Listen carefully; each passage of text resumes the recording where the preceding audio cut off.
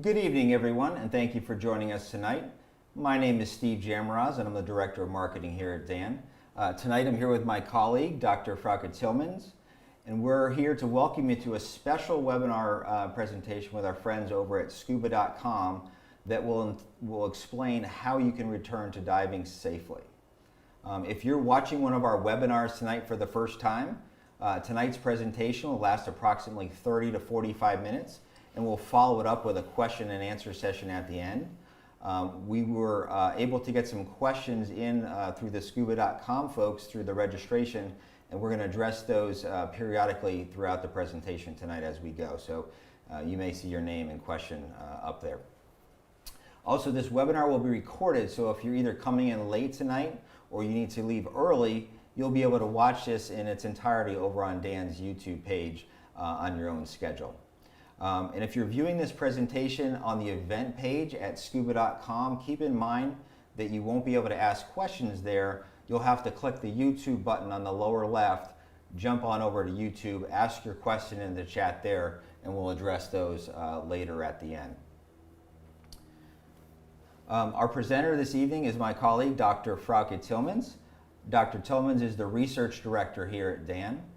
She has a degree in human biology and a PhD in oxidative stress. Dr. Tillmans is an experienced public safety diver, scientific diver, and dive safety officer. So she's very accomplished, and she's got a lot of experience in dive safety, and she knows what she's talking about. So good to have you here tonight, Dr. Tillmans. Thank you. So if you have questions, again, at the end, please put those in the chat box. We'll address those, or as much as we can. We'll also be sharing some information tonight. If you have questions after this webinar concludes, you'll be able to contact both us and Scuba.com if you have questions about equipment or anything like that. They're the experts in that area. But before we begin the presentation tonight, I'd just like to provide a brief overview of DAN, or Divers Alert Network. We may have some new divers tonight with us, or maybe people who've been diving for quite a while that are not familiar with Divers Alert Network. But we're a nonprofit, member-based organization. We've been dedicated to the health and safety of divers since 1980. Last year we celebrated our 40th anniversary.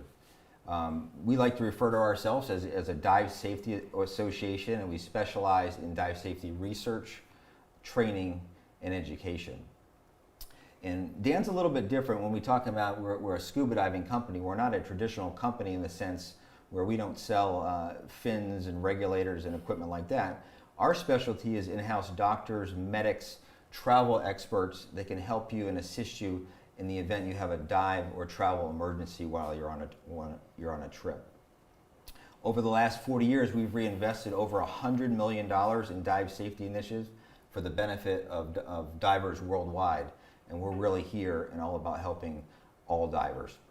Our products include membership, dive accident insurance, and travel insurance. And we're going to cover those at the end of the presentation, because those are all very important things to have with you before you embark on your next dive travel trip.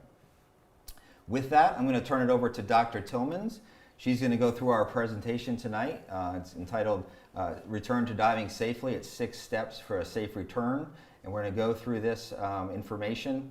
There's a lot of information going to be covered tonight. We're only scratching the surface on a lot of it, really. We're a wealth of resources. You'll see some QR codes as we go through the event tonight. The one on your screen to the right, if you scan that with your phone, that will take you right to the Return to Diving Safely page over on dan.org. And there's tons of information that you can get there if you have unanswered questions tonight. So with that lead in, I'm going to turn it over to Dr. Tillmans. Dr. Tillmans, take it away for us. Thank you, Steve, for that awesome introduction. So as Steve iterated before, we have all this information I'm going to talk about on the website. So if you go to dan.org/return, or you just follow this QR code right here on the right, this here, this will get you through these 6 steps that I'm going to talk about in more detail. And what are these steps? So we are talking about inactivity and how different reasons for your inactivity might influence how you need to take these other 5 steps. Health status is going to be one, fitness level is going to be one step, Equipment is going to be one, and diving skills, one of the most important. And then we are going to talk about what you might want to think about if you have travel plans and are going to go into exotic locations post-pandemic or still in the pandemic. So inactivity, what does this mean? So there's different reasons for everyone, for every diver, why you might not have been in the water for a while. And the important thing is that you need to address whatever that reason was, whether it was medical or really just the quarantine requirements. All that is important for you because that will determine how you need to address potential issues. So whether that was personal obligations or commitments, whether you were ill, whether it was the pandemic, doesn't make a big difference because if you don't use it, you lose it. That goes for everything in diving, and that means you want to brush up on a lot of things depending on what it was that kept you out of the water. And we have put together this as a overview, which you can also find on the website.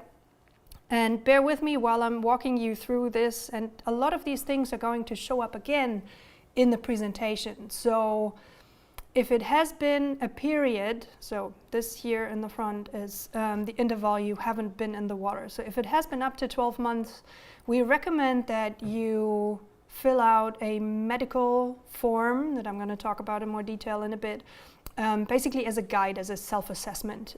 Same goes for fitness. If you feel fit enough, if your personal activity level hasn't dropped a lot during that time, then so you yourself make the call. We do want you to do a refresher dive or a check dive before you go on to explore bigger things. And your equipment might just need a regular maintenance or really just a visual check, depending on what type of gear you have. And then if it has been 1 to 3 or 3 to 10 years, that very much depends on why that happened. We would encourage you to have an annual medical exam. So go to an actual physician who is qualified in diving and or hyperbaric medicine, who can evaluate whether you are fit to dive. Fitness, it does make sense to have to do a swim test just to see how well you're still doing. If you never were a strong swimmer, even more important to brush up on those skills. Or a supervised fitness test if it has been a long time, just to get a feeling for where you are, or an official assessment on where you are on the fitness scale. And then there is, for the skill levels, do a pool refresher or a skills update. Most agencies offer that in one or another capacity. And or if it has been a while, a comprehensive refresher course, including at least the skill portion, if not also the classroom portion of the dive course. And your equipment definitely wants to go into professional service. And again, we're covering all of those again when we go through the different steps.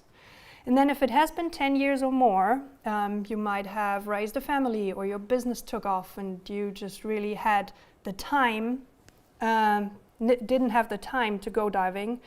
You want to do an entry-level fitness to dive evaluation again, and you might want to take a full open water course again.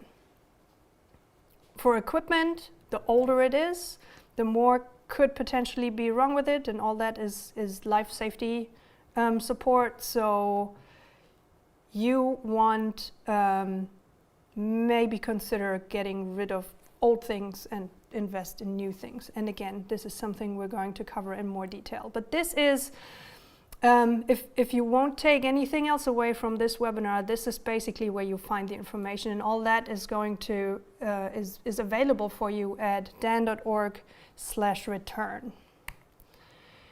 So what about that health status? I've talked about the diver medical participation questionnaire, and we made it easy for you to find it. Again, we have this beautiful QR code here that you can scan that takes you right to it. It's a PDF that you can print out.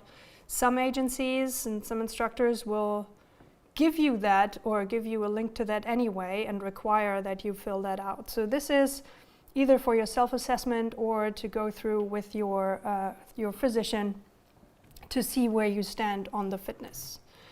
Then here is the overview, again, to be found on the website. I won't walk you through this graph as it is. I'm going to refer to our guidelines for lifelong medical fitness to dive again. So again, I'm going to walk you through this in not every step, but the most important ones. If you're a candidate, you've never been in the water before, you're taking an entry-level course, or you have been out of the water for extensive amount of times, and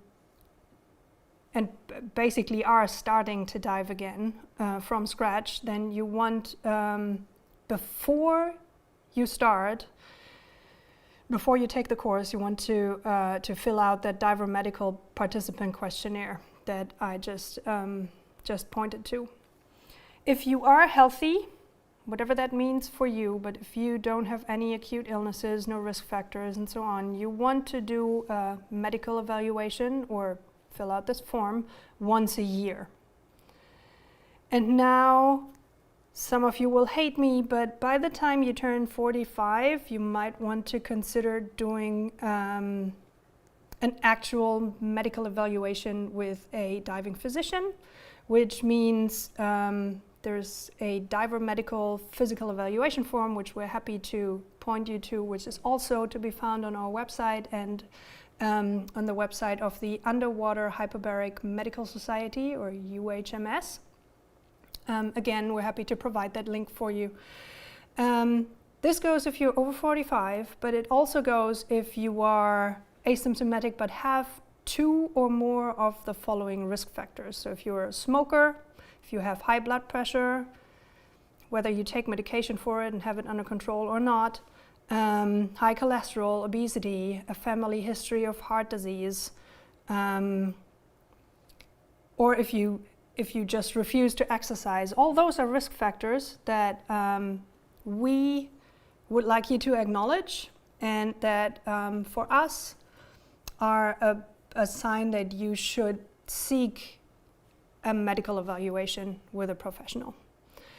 And then healthy divers over 65 years old, again, if you have pre-existing diseases, this medical evaluation turns from every 5 years to every year. And this is to protect you, to keep you safe. This is not something that the healthcare industry has come up with to make money. This is for you to make sure that you surface safely after your dive. And then if you had an acute illness, or you have it now, that is a no-brainer that you do not dive at that point, but you do want to take another diver medical participant questionnaire just to see if you are back to the status where you were before. So I have a question, Dr. Right. Tillman. So you just mentioned acute illness. So what about a diver who's had COVID? You know, COVID's been such a big thing over the last year and a half, and all the infections and high infection rates.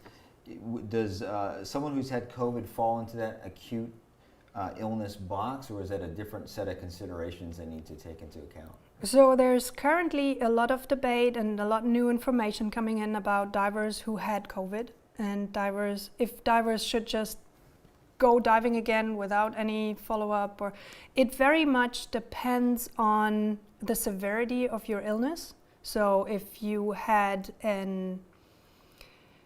a severe illness, you were hospitalized, or you had symptoms for 4 weeks or 6 weeks, and it took you a long time to get back to your personal fitness level, then that is definitely a point where we would want you to seek a medical evaluation, so a fit to dive exam.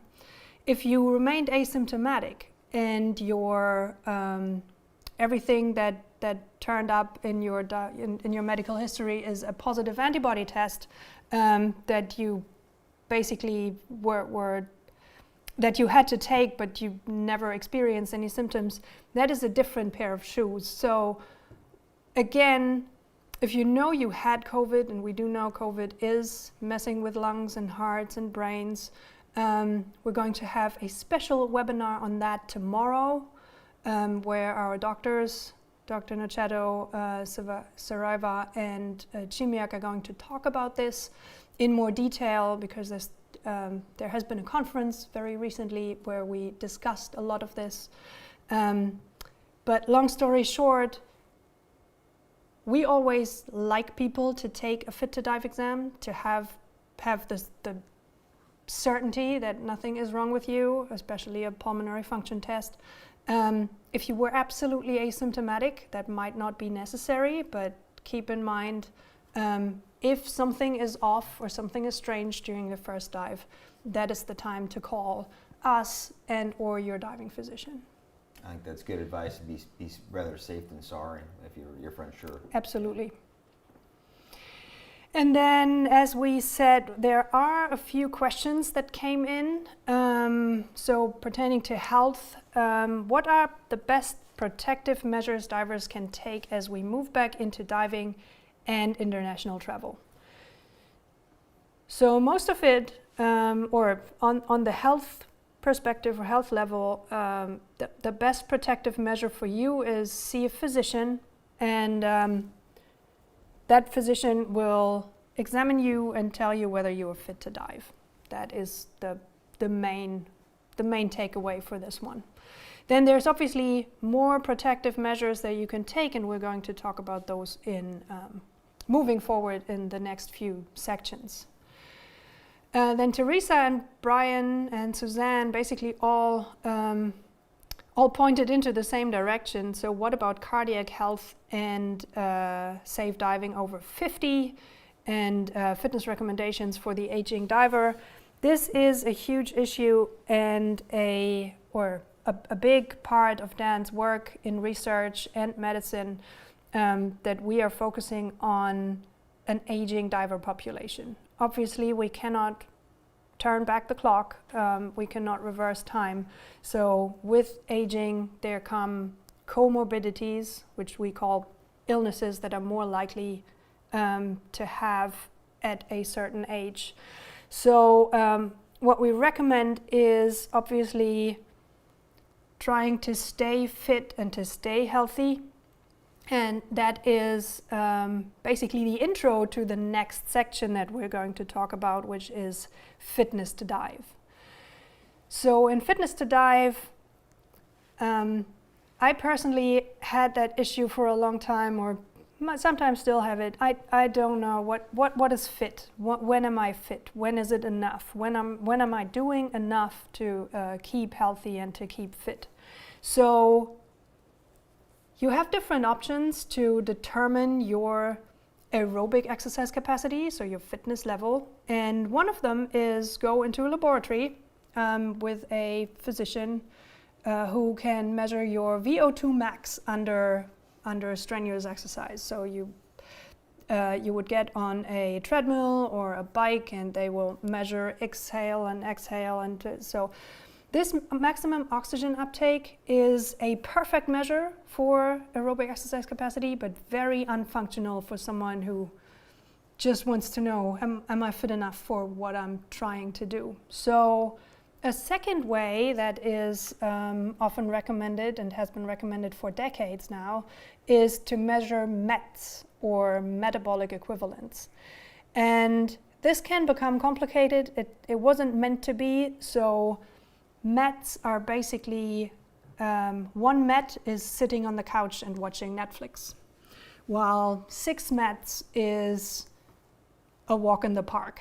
And then 12 METs might be something like swimming at a not leisure, at an actual pace, with getting the breathing and the heart rate up. So while this is, again, very individual, that is a measure that you can do or that you can take, but there is an easier way to do it. And the easiest way is to think about your sub-maximal exercise test, which is 85% of your maximum heart rate. So how do you calculate your maximum heart rate? You want to take 220 and then you want to subtract your age. You can all do that real quick while I'm waiting here. Once you have that number, you want to calculate 85% of that. I'm not going to do it, I'm not good at math, but Steve can do it at the same time, and I'm going to ask you questions about this in a minute. So your sub-maximal exercise test heart rate is 85% of the 220 minus your age. And where does that get us? That gets us to several physical activity classifications, of which the first one would be sedentary. Again, one mat, sitting on the couch, watching, streaming something. Then there is light exercise, which is under 50% of your maximum heart rate. Again, you would be walking just a stroll, or swimming at a leisure pace. Then there's moderate exercise, which is 50 to 70% of your maximum heart rate. And then there's vigorous exercise between 70 and 85% of your maximum heart rate. If you have calculated that, that is your individual value. So you can calculate that for you, and then obviously you can also calculate that for your spouse. But this is not going to be the same for everyone. Plus, if you've never been exercising before, you might want to make some light adjustments to this anyway. What we would want you to do, so action items for you, is 2.5 hours of moderate intensity aerobic exercise. Running, walking, cycling, swimming, any of those. The more the better. So I say 2.5 hours, that is half an hour on 5 days a week. That might be the walk and the lunch break, but more is better. 5 hours is obviously better than that. There is a limit to that. You don't want to to overdo it, but yeah, that is a good measure. And then if you can, sprinkle in 2 days of muscle strength exercise. And for that, there's a ton of things that have been done during the pandemic for you that where you use equipment that you have at home, or you might have ordered weights on Amazon for these type of. So just try to do 2 days a week of muscle strength exercise. So Dr. Tillmans, before you go on here, when you started talking about this slide, you mentioned a number of different exercises, whether it was running, swimming, a number of things. Is there any one exercise that's more effective for divers, or let's say someone only has a little bit of time, and would you recommend one exercise over another for them? Well, for little time, the one I'm going to recommend is not going to be the best. Obviously, a big fan of swimming. Why wouldn't I be swimming? Because I need to be in the water. I need to be able to float for a long time. So being comfortable in the water and swimming is obviously a good way to do this. But anything that will get your heart rate up is good. So anything that will help you get better, get your heart rate variability up, is definitely good. Okay. The weight or the muscle strength exercises will help with heavy gear. We all know that dive gear becomes much heavier once we get out of the water, so that is something to consider as well. At least it feels like that to me. And then just a warning for everyone who has never been fit, never wanted to be fit, but still wants to be diving. If you start your exercise journey now, you want to start slow. There is absolutely no use in overdoing it the first day and then deciding my muscles don't allow for any more exercise for the next week. So just start slow, increase intensity very gradually.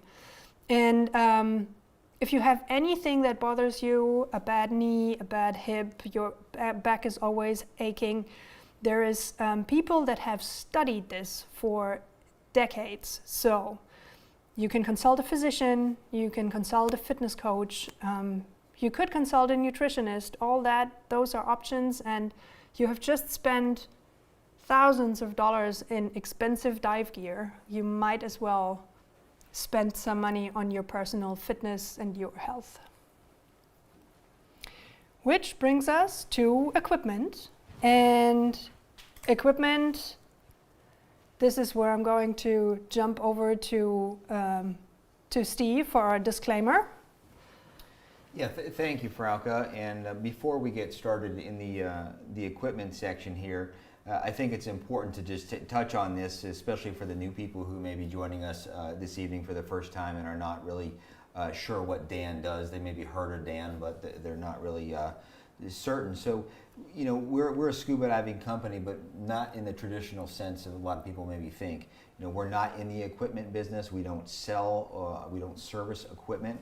You know, we're in the safety business. That's really our core interest, and we're brand neutral. And when it comes to equipment, it doesn't really matter to us what brand of equipment a diver may have or may not have. The most important things are that the equipment's in good working order.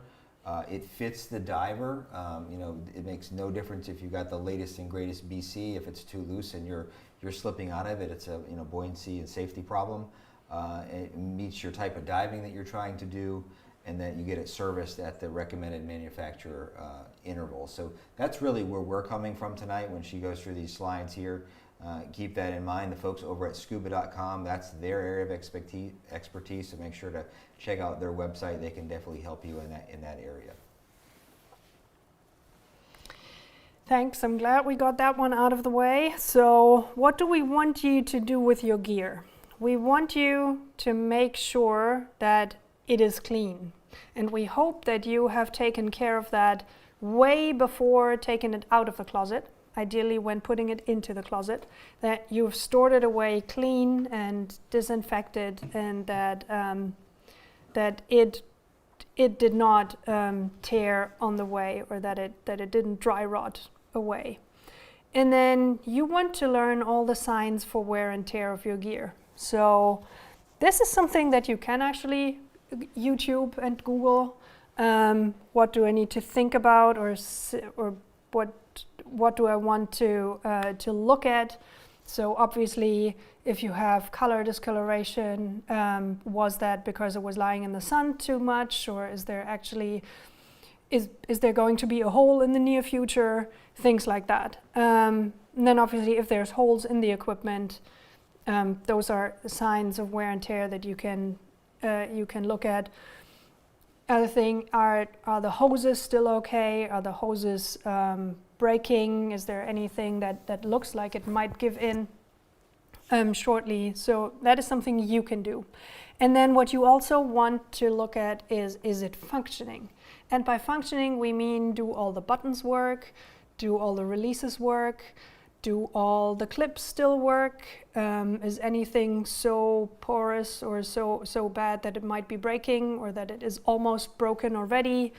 And then you want to pressurize the whole system too. So just being able to push the purge button on your regulator when it is sitting there is one thing, but being able to push it and it being really functional when it is connected to a tank is what you're really interested in.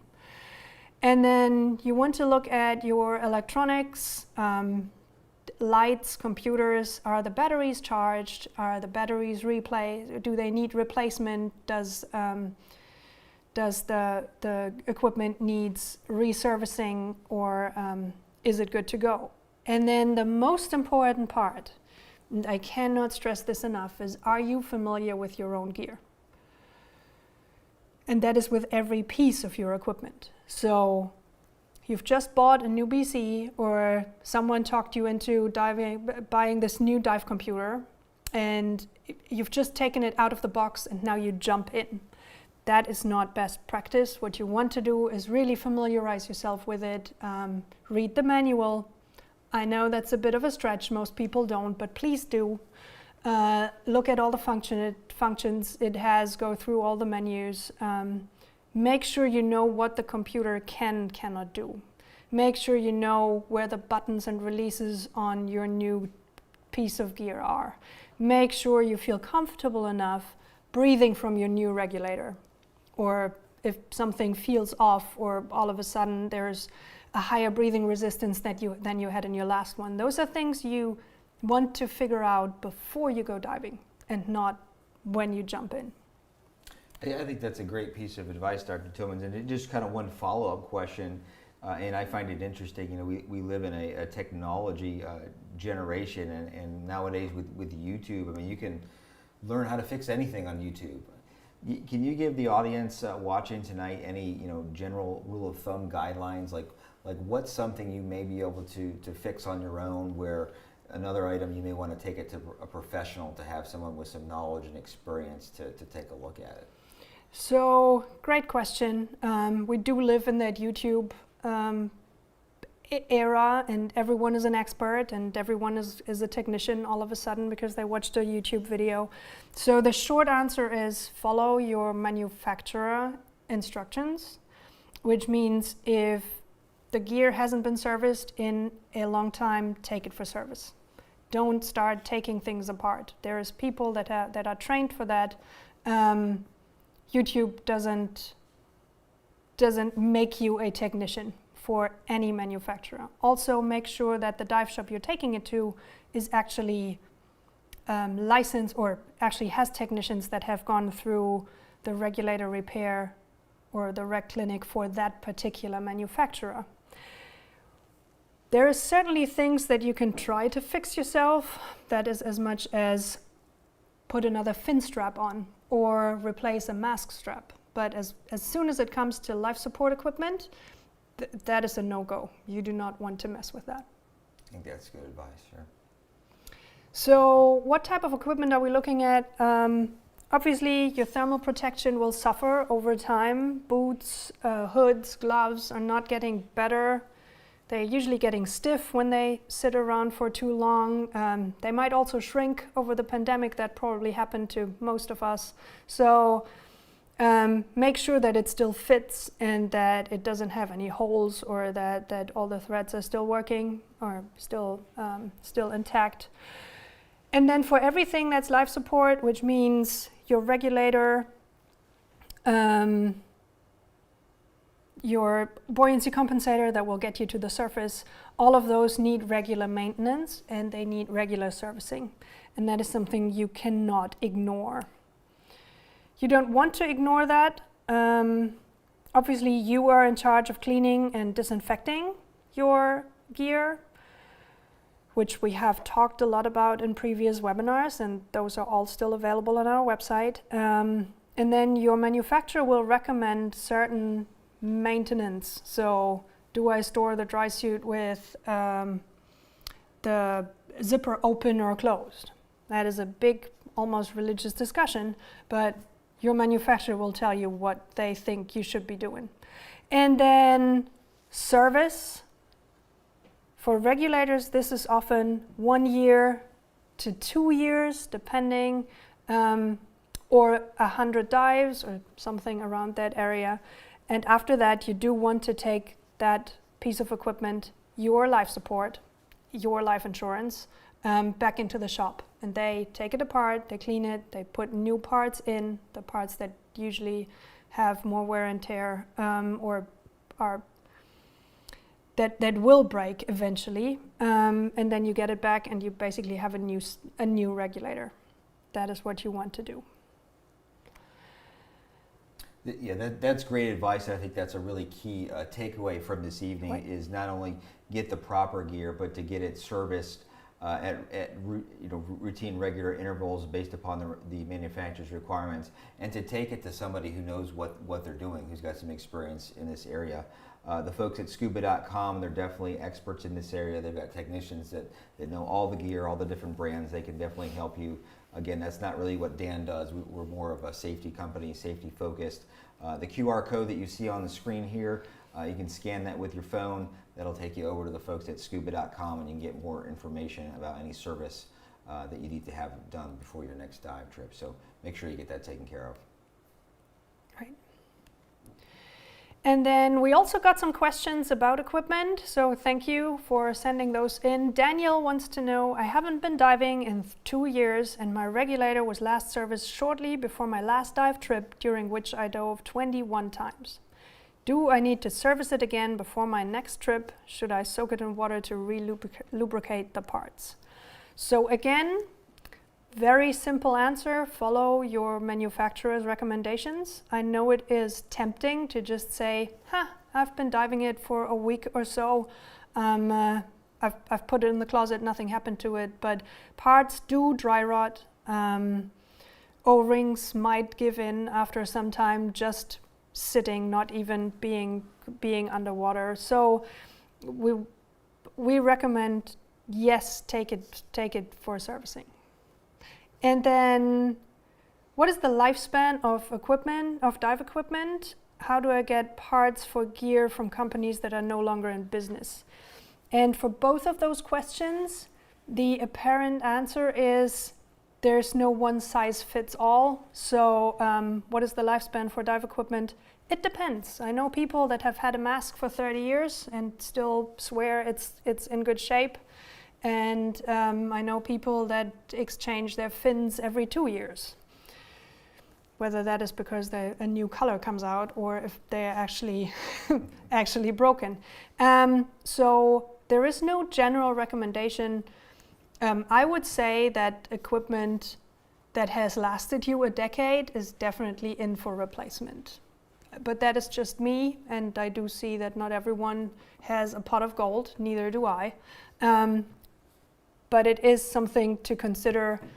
What you want to consider then as well is if your equipment is 10, 15, 20 years old, things have changed in between. That means the industry has put a lot of research and development into new equipment that is actually better, more comfortable to wear, lighter for travel, and so on. There's a lot of pros or good reasons to get new gear.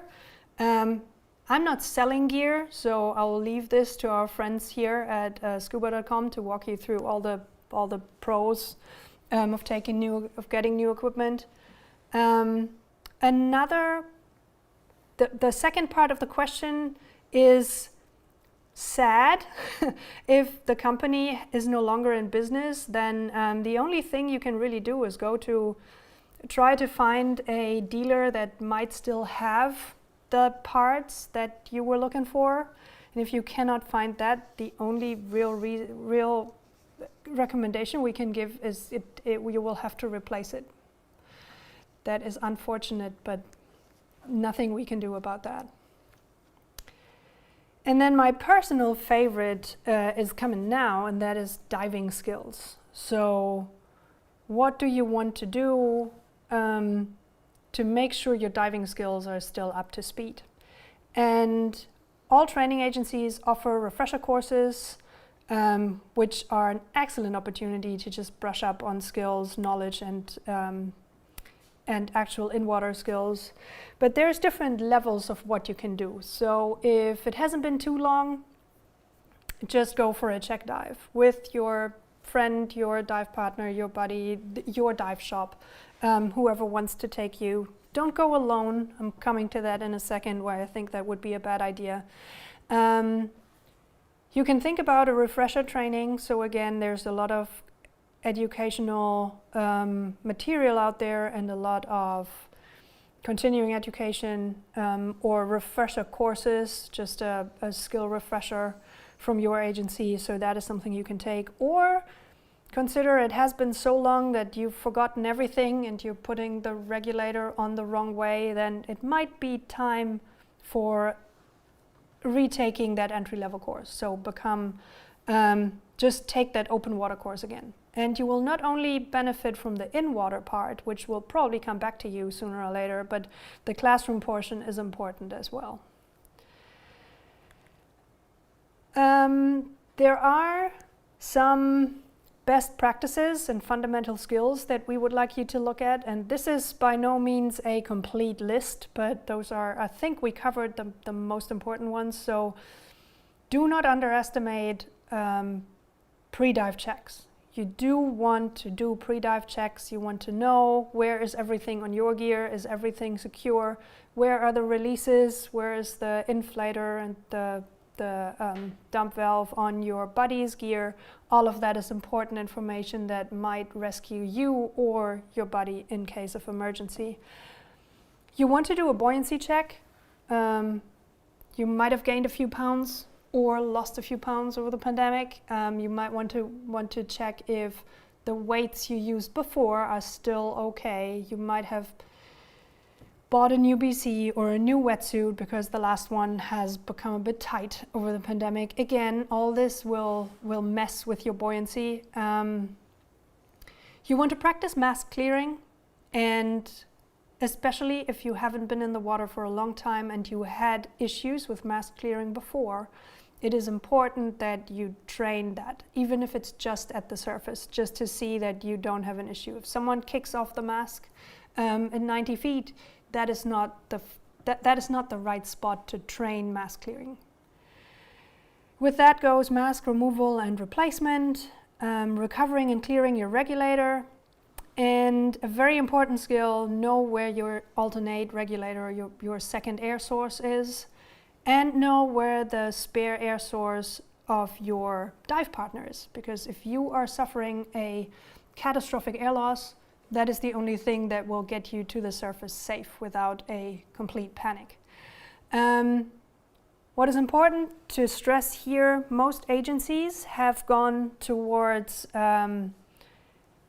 not really practicing the shared air drills, and that is understandable under the pandemic and the current global health situation. So yes, while training, you do not need to breathe from your buddy's regulator. This also, unfortunately, will give you a false, it's just a false muscle memory, so you will take the regulator, but you won't really breathe it. So make sure that you understand all this training, all this repetition is to get you a regulator into your mouth that you can breathe in the case of emergency. This is something that all training agencies have addressed very early in the pandemic, and we're very grateful that that went this way. But keep in mind, this is a kind of artificial training scenario. And then you want to at least once try that controlled emergency swimming ascent or the emergency swimming ascent, depending on your agency. That might be called this way or another.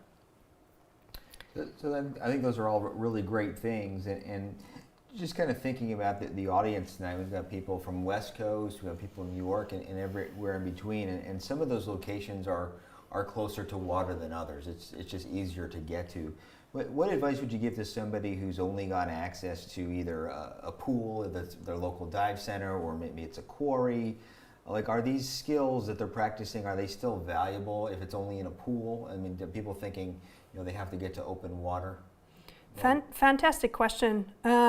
Let's go through the slide once more and see which of the skills we can actually do in the pool. So pre-dive checks, definitely. Buoyancy check, definitely. Mask clearing, mask removal, recovery, clearing of your regulator. Those are all skills that you have learned in the pool, ideally, anyway. So good way to refresh those. Switching to an alternate regulator, sharing air. The only thing that might be challenging would be an emergency swimming ascent from 5 feet. But everything else is probably even more valuable done in confined water than it is going out to the quarry or in somewhere with low visibility. Absolutely. So it's still valuable. Get started slow, and maybe even more valuable to that person who's been out of the water for a while. Absolutely. They shouldn't be intimidated by the fact they can't get to that open water. Right. Yeah.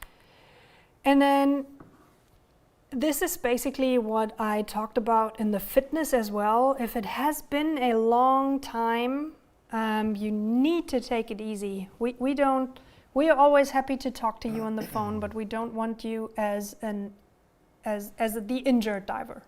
We want to give you advice, but we don't want you to call in because you had a medical emergency. So please always dive with a dive partner, especially beginning first dive after longer inactivity. It doesn't matter if you are self-reliant or solo certified. It really doesn't. What your dive partner will provide for you is life insurance in case something goes wrong, because it has been so long and you might not remember everything that you went through before. So always don't dive solo.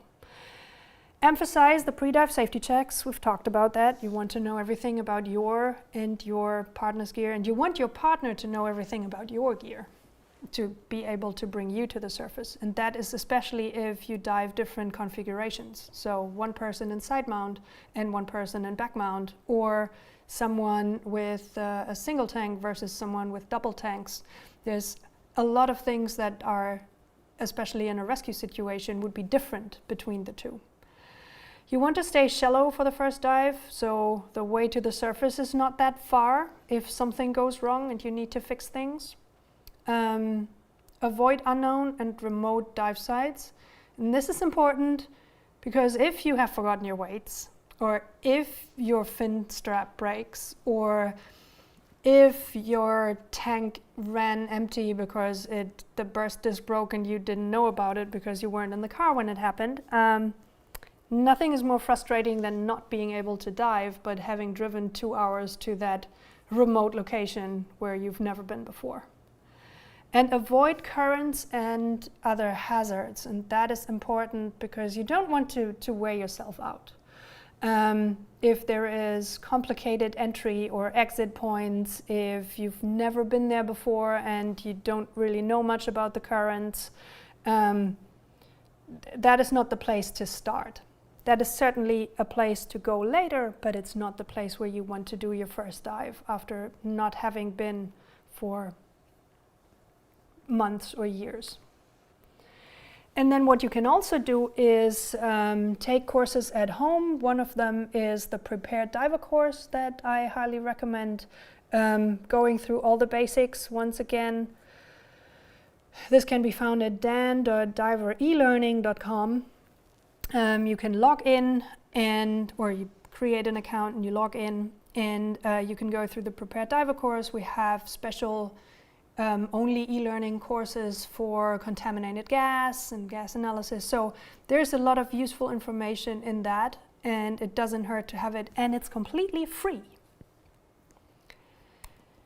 So coming back to the first slide, I think, or to one of the earlier slides, this is what you really want to keep in mind. When do I have to do what? So it is a lot of it depends on the period, how long you've been out of the water. And I hope that came across.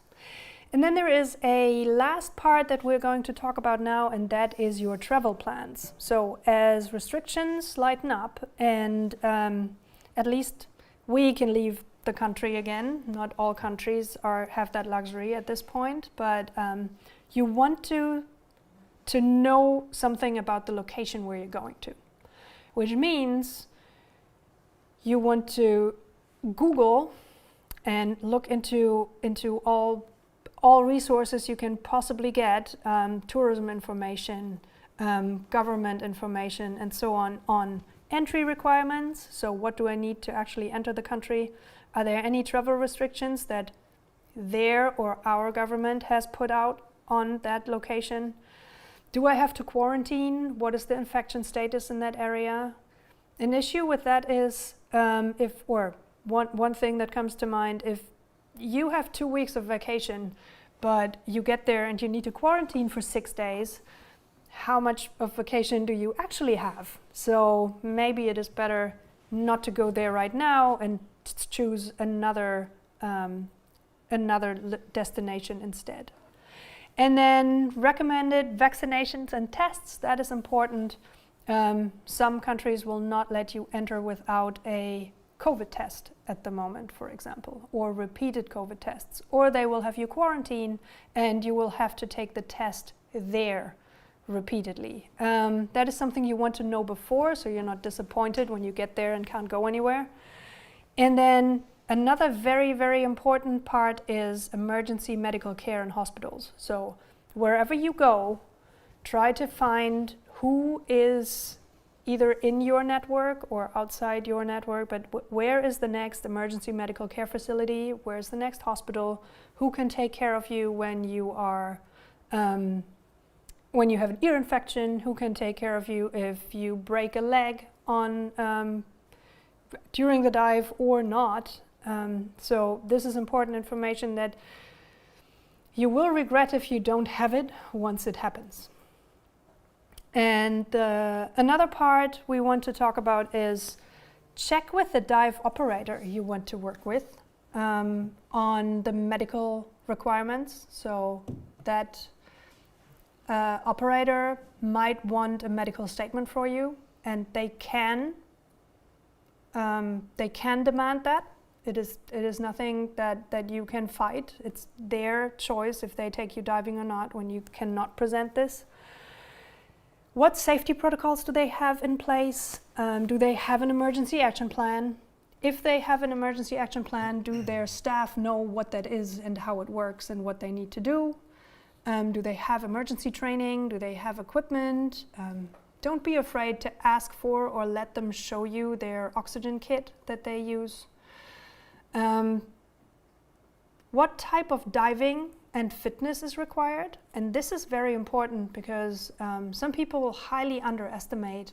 They just see the pretty pictures of manta rays and hundreds and hundreds of fish, but they do not realize that the type of diving might be very challenging because you are in strong currents and you need to know how to shoot a lift bag, or you need to know, you need to be able to do a negative entry.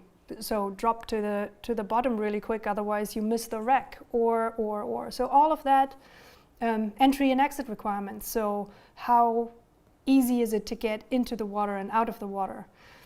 All those are things that you want to ask the dive operator before, again, to avoid bad surprises.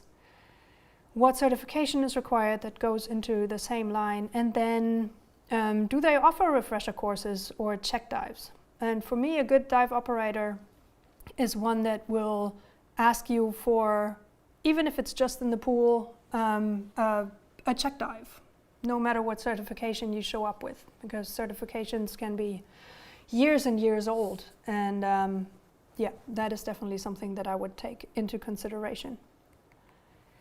And then we do have a few questions on travel. Glenn and Calvin, thank you for sending this in. How safe is it to travel to Caribbean locations for diving this upcoming summer? And it comes down to your personal risk-taking willingness, I guess. And it also comes down to doing your homework. You need to see what the infection status is. You need to know what requirements they have for you to travel in the country. And we know they have opened up, but is it safe? We cannot say. So there's again one of those no size fits all answers, I guess. And then Faye has had sent us the question: how safe are dives on cruise ship excursions? Is there any rating? I dove single on an excursion in Cozumel with a cruise boat in 2015. It was very nice. It was a very nice experience. We're happy to hear that. I did not have a dive buddy though. So 2 things to say here. No, there is no rating, but cruise ships in general, and I'm speaking from the biologist in myself now, cruise ships are floating petri dishes, which in a pandemic is certainly not the best place to be. Now, all operators or all charter and cruise ship operators that we know have certainly taken all measurements they possibly could to keep their people safe and to implement tests before boarding and keep everything hyper clean. But is it safe? We cannot say. that is just, yeah, again, comes down to what risk are you willing to take. And then I did not dive with a buddy. I did not have a buddy. I hope that doesn't mean you did dive alone. If you did, don't do it again. If you didn't, your dive operator or the dive operator on that vessel hopefully had a plan in place and let you dive with either another customer or ideally with a dive guide or your or an instructor, someone who I personally like that. I do like following a guide because they usually know where all the nice, pretty things to look at are. So there's nothing wrong with that. And with that, we have one more thing to cover, and that is also pertaining travel. And I'm going to kick over to Steve for that. So thank you, Dr. Tillmans. And yeah, this is the last chapter of the presentation, if you want to look at that. It's travel planning and preparedness, and this is one of the important things that divers or travelers should do before they leave on the adventure, no matter really where they're going. So one of the things that you can do to kind of give yourself some protection and security is to make sure that your DAN membership is up to date. You know, if you're a current member, take a look at your card, log into your account online. If you're a new diver or a diver who's not yet familiar with DAN, it's a great way to protect yourself in the event of the unexpected. For just $35 a year for an individual, $55 per year for a family, you get a host of benefits. The biggest one is probably the up to $150,000 in emergency medical evacuation coverage. So that covers you anywhere you leave your house more than 50 or more miles from home, and something happens, you suffer an emergency, an injury, Dan will take care of that and get you back home with that coverage. It also gives you access to purchase dive accident insurance, and it's something we're going to touch on a little bit more. But you know, one of the things some divers don't understand, especially new divers, they think they're covered with their health insurance, but you know, diving it is a dangerous activity. It's safe, but it does have risks, and a lot of those things are excluded by your traditional health insurances, and which is why we came up with coverage specifically for this sport. You can also call our 24/7 emergency hotline anywhere in the world that you are and you're suffering an emergency. You can talk to one of our doctors. We'll help you arrange medical treatment, evacuation, all that stuff that goes along with it. And you don't even have to suffer an emergency to get the benefit of DAN. You can call here during normal business hours and talk to one of our medics. They are highly trained, experienced in dive medicine. We handle these types of calls all the time, and you can get information about diving with diabetes or certain conditions, or if you've had COVID. There's all kinds of reasons and benefits to joining DAN. So we always encourage every diver to do that. There's also a ton of online resources that you can check out. So we always encourage divers to have their membership up to date before they leave on a trip. If you're not yet a member and are new to DAN, it's very easy to join. We've put up the QR code here on the screen this evening. You can just scan that to your phone. That'll jump you right to the membership page. And with a few simple clicks and information, you can get signed up and enjoy all those benefits of being a member. But it's definitely something that's smart to do before you leave on your next trip. So in addition to membership, two of the other big programs that we offer are dive accident insurance and travel insurance, and I'm just going to touch on those briefly tonight. Dive accident insurance is very important because it helps protect against the high costs of dive injuries and accidents that are often left uncovered by typical health insurance. Just because you have health insurance doesn't mean that you will be covered if you have to go into a hyperbaric chamber after you get bent in a faraway location. You know, a lot of those bills could be $50,000, $80,000, $100,000 without too much trouble. It's always good to have dive accident insurance. Another thing you might want to consider is travel insurance, and most people are more familiar with travel insurance, and it gives you coverage for different things that we're going to get into. So they're not the same, they kind of complement each other, and it's smart to have different levels of protection. So we're going to touch on just dive accident insurance for just a minute, but like I mentioned before, It gives you accident medical expense coverage, so if you need to go into a hyperbaric chamber for treatment, it covers any physician charges, hospital charges, ground transportation, air evacuation. You know, those kinds of things can get really expensive, especially if you're out of the country. It includes the AD&D, permanent and total disability, search and rescue if a helicopter or the Coast Guard needs to be deployed to find a lost diver, extra transportation and accommodation if there's extra charges involved with an extended stay because you're injured because of an accident. Another one people don't think about is the lost diving equipment coverage, and it's not so much losing your diving equipment, but if your diving equipment is cut away from you to save your life in an emergency, Dan will pay to replace those expensive regulators and BCs and all those things. So all that's covered in dive accident insurance. And again, this is very simple to enroll online. You can go on dan.org, look at all the plans. It ranges depending on the state and what you're looking for coverage, but it's very affordable considering all the money that's spent on equipment and traveling. It's very inexpensive protection. Again, scan the QR code there. It'll jump you right to the dive accident insurance page, and you can check out all the information there. And then lastly, going back to the travel insurance, you know, it's always a good idea to have travel insurance, especially, you know, with COVID and the uncertainty and the restrictions and the ever-changing regulations. So, you know, travel insurance is a great way to protect you against, you know, flight delays, if you have bad weather, if you have an accident or injury while you're away, if your baggage gets lost or stolen. I mean, think about how expensive dive equipment is. We travel with a lot of gear that's very valuable. So all these things really add up, and it's smart to protect yourself. So we offer two different products for this. We offer a trip insurance program, and it protects one special trip, very much how it sounds.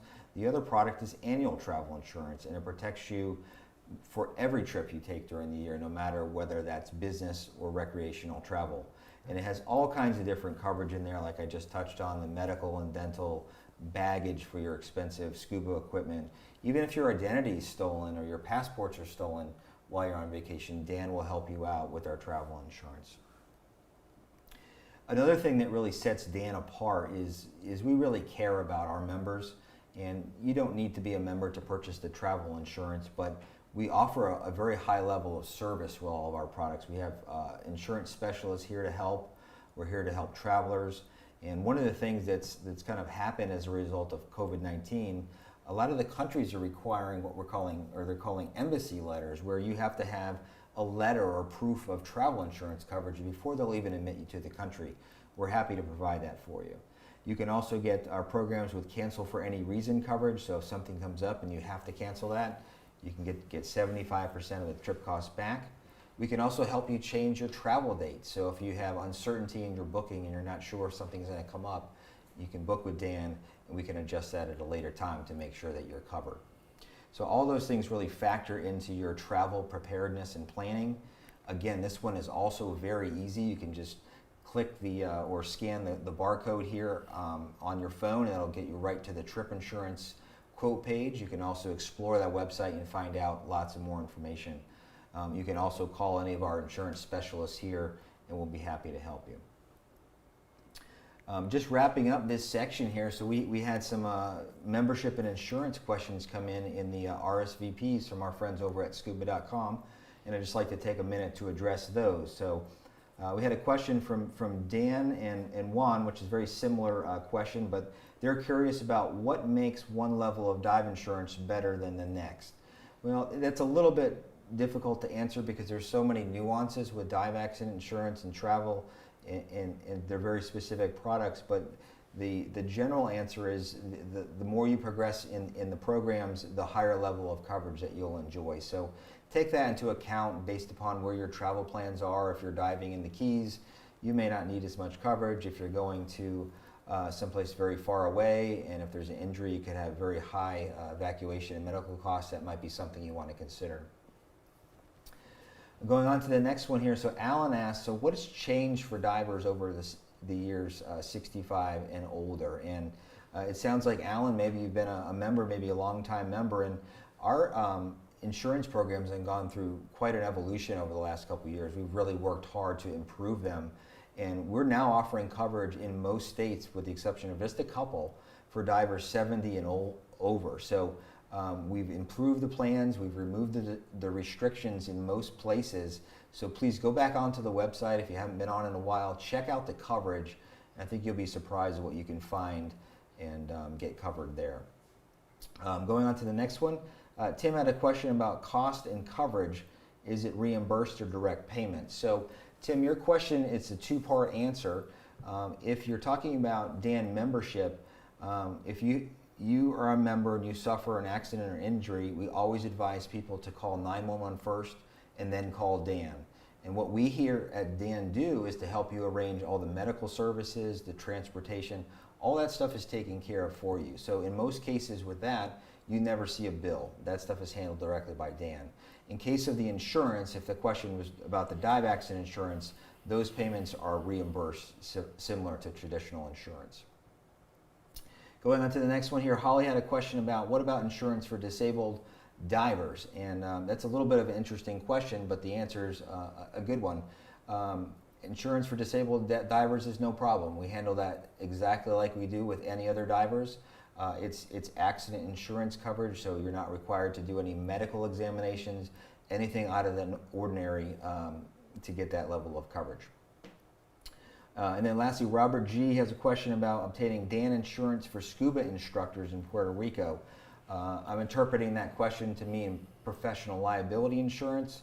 And Robert, unfortunately, our professional liability insurance program is only available to residents of the 50 U.S. states. Puerto Rico is classified as a U.S. territory, so unfortunately we're not able to offer coverage for that one right now. But as I said, we've been working hard on our programs and they're ever evolving, and we may be able to do that sometime in the future for you. So that really wraps up our formal program here tonight, Frauke, and I think that we've covered a lot. I'm sure there's some questions out there. We've gone through the 6 different steps. What I'd like to do now is to encourage you who are still listening to type your questions in the chat box. We'll take a look at those and see what comes in. But I'm going to leave this screen up just for a minute so you've got our information both for DAN and Scuba.com. Remember, like I said, you can call our customer service team anytime during normal business hours to get your questions answered that we didn't cover here tonight about membership, insurance, travel insurance, medical information questions. Our medics are here to help you. The folks over at Scuba.com, like we talked about tonight, they're really the experts in the equipment category. So if you have specific equipment questions or brand questions or service questions, those are the folks that you really need to reach out to. So I'm going to take a look, Frauke, in the chat board here and to see if any new questions have come in.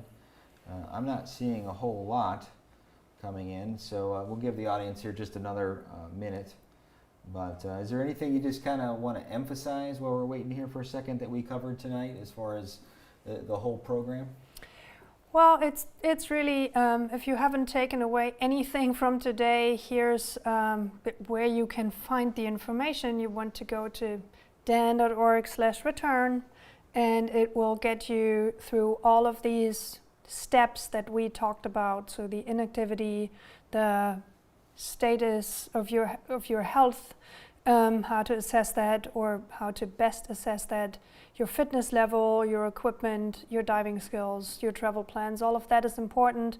All of that deserves attention, and as we said, we're here to help. We will answer almost all questions, and if we don't have an answer, we will certainly get back to you with an answer in a reasonable time, we hope. Absolutely. I think that's great advice. So while you were just finishing up, I haven't seen any questions come through in the chat board, so we're going to take this time to kind of wrap up our presentation for tonight. It kind of concludes our formal presentation. We'll be back here tomorrow night, June 24th, 7 p.m.